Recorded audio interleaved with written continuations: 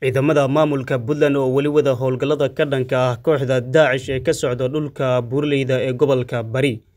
Ciidamada ayaa saacadihii ugu dambeeyay la wareegay saldhigyo waaweyn oo ay kooxdu ku lahaayeen aagga Buuraha Calmiskaad ee Bari. Taliska ciidanka BNPF ayaa ka warbixiyay howlgalladii ugu dambeeyay ee dhacay saacadihii la soo dhaafay, waxa uuna sheegay in ciidamada difaaca Puntland ay la wareegeen saldhigyo muhiim u ahaa kooxda sida saldhigya uu ka mid yahay geel lagu qal ayna gacanta ku dhigeen ilaa 6 talis oo kale oo deegaanadan ku fariirsanaa si qarsoodi ahna ay halkaas ugu samaysteen kooxda Daacish. Intaa waxaa dheer in ciidamada ay ka heleen goobaha ay la wareegeen hub iyo rasaas, agab militari iyo raashin ay ka carareen maleeshiyaadka Daacish.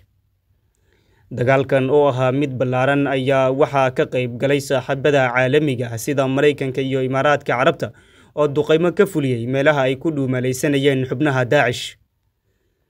Deegaanada Moqor, Toga, Doole, labada toge lagu qal ayay ciidamada gudaha u galeen dugsiga tababarka iyo saldhigyo kale oo muhiim u ahaa kooxda Daacish kuna yaalay deegaanadaas. Wajiga saddexaad ee dagaalka ka dhanka ah Daacish ayaa socda.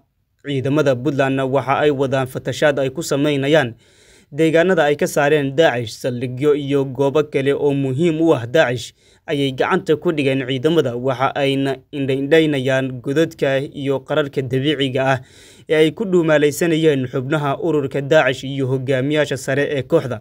Ciidamada difaaca Puntland waxa ay soo bandhigeen hub ay ku socotay farsamo oo ay xubnaha u diyaarinayeen in ay ku weeraraan saldhigyada ciidamada Puntland, sidoo kalena waxa ay doonayeen in ay ku duqeeyaan magaalooyinka ka fog Buuraleyda Calmiskaad sida Boosaaso iyo Garowe, iyo in ay u adeegsadaan Soomaalida inteeda kale. Ciidamada Puntland waxa ay ka hortageen khatar ku soo wajahneed Soomaaliya, sidoo kalena waxa adkaan lahayd in laga adkaada iyagoo adeegsanaya hubkan khatartiisa wata. Masaafo ka badan 300 oo kiiloomitir ayaa laga saaray kooxda Daacish, waxaana laga qabsaday saldhigyo muhiim u ah kooxda. Bilowgii dagaalka ama wejigii koowaad ee dagaalka ka dhanka ah Daacish waxaa laga qabsaday Tuur Soomaali oo u ahayd aag muhiim u ah oo ay ka difaacanayeen saldhigyadooda muhiimka.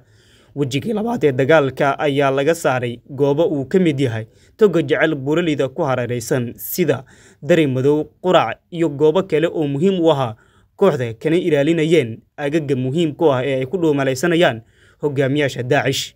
Miyaa la gaaray dhamaadka Daacish iyo guusha taariikhiga ah ee ciidamada Puntland? Sidee u aragtaa adigu?